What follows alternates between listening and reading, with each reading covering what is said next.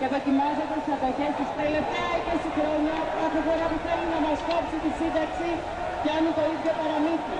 Η ιστοταμεία είναι άδεια, γιατί ο πληθυσμός λεγόταν να αυξάνεται, γιατί εμείς δεν πεθαίνουμε νωρίς. Από την πλευρά μας δεν έχουμε καμία ψευδαίσθηση. Εμείς χρηματοδοτούσαμε πράγματα από την Ελλάδα. Είναι τα κεφάλαια διατάει τα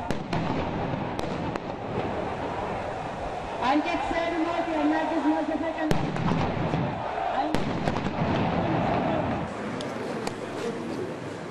Βασίλη, προσέχεις.